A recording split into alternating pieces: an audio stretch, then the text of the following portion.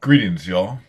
And I greet you this way openly and freely because, you know, I pick up on people's opinions and notions and stuff that so flows through. And upon the external of these eyes, we always look at the external around us. So some people are like, well, why don't you clean things up around on the outside? But it's like, you know what? Who gives a shit how things appear on the outside when you're full of life on the inside of the space that truly matters? So even like I'm still planning more tattoos and things and ideas that's going to include, aspects of things that I've been through in the past and the triumph through that. So, I still take all things into account or consideration. But the amazing thing, when you come back to that space of what's within and where the true treasure is, within our hearts, because it was gifted to us, the gift of life. It was breathed into us when we entered this world.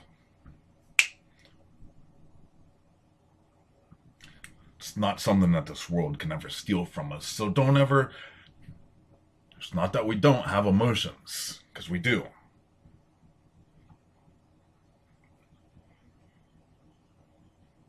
But don't get caught up out here and chasing things that mean absolutely nothing.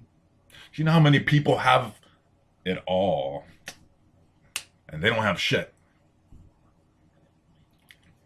You could have everything and still have nothing. And you could have nothing and still have everything. That's the beauty of grace. Now, grace is limitless, so you could do many things within that space. But ultimately, when it flows from love, it's not a. Give me a sec, I'm changing my song here.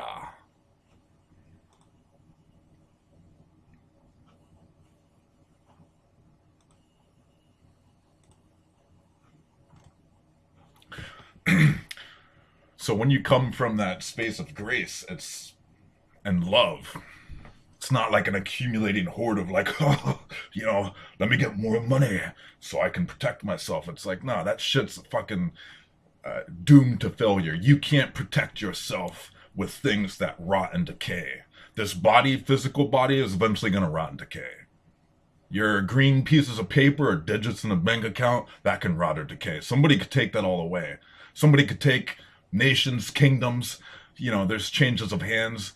And I don't care who somebody believes they are. They could be some high level shot caller, whatever we call them. There's 1,000 different names out here.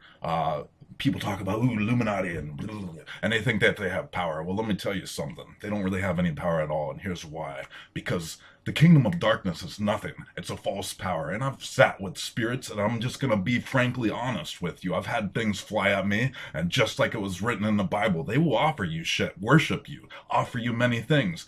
But when you have that deeper truth of grace within, you're like, what does it profit a man to gain the whole world and lose his soul? So it's like, wait a second, nah.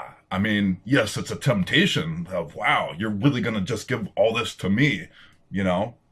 But hey, what do I want with that when I already have the Spirit of God who gives all things freely? And when you look at the end result, you could have everything in this world that you possibly want or desire, but what does that truly equate to? And it's not that God won't give you the desires of your heart, because He will. But when you come back to that space of grace and you realize the true power of love that supersedes and makes all the power of darkness look like nothing, because it is but nothing, well then who can so ever stand against you, and who truly holds power or authority over you when it's God that has the keys to life and death itself? So when you come from that notion, who do you truly have to fear, and what do you have to fear? Nobody, nothing. And that comes back to the notion of to fear God. If you're going to have fear, then fear God. But why even fear God when He loves you with an immensity of acceptance that washes over and through? And it's not that we don't make mistakes, but He's going to still be there in that space, because that's grace, and He's going to love you regardless. So do all things as He has done for you. He loves you, so love others. And it doesn't matter where others find themselves or what they are on the outside roles. Grace still shines through. So then it ultimately doesn't come to an us versus them mentality, because it's a spiritual battle. Spiritual battle. Live by the sword, die by the sword. What good would it do to kill a body when it's the spirit behind, or spirits rather?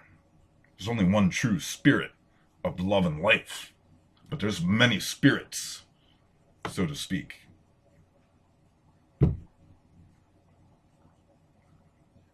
Now these spirits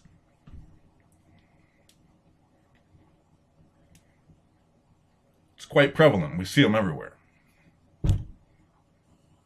So again, what good does it do to kill a body? Those things are just gonna... They use people up. They don't care. Because those things are quite smart. They'll bend truths, and they'll lead you down to some dark alleyways. And they ultimately wish to destroy you. They don't care about you, regardless of what they may offer you. But ultimately, God has a greater plan. And when that space of love so births forth, and you find that at the end of yourself, what do you want with that darkness anyways? Now, I'm not here to judge anybody. We all have our own lives to live, journeys, paths to walk. We're all in different places and spaces. And we use different wordings. You don't have to word it the same way that I do. That's okay. I'm going to love you regardless and accept you regardless. Because that's how God has done for me, so I do for others.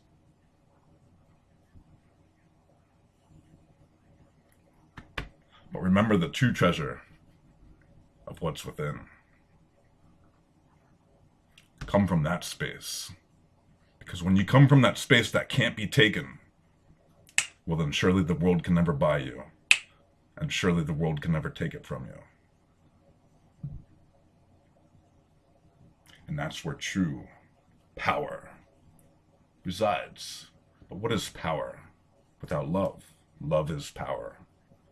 There are other powers, but those powers are as nothing outside of love. Outside of love, it's just destruction. With love, it's life-giving. So choose wisely.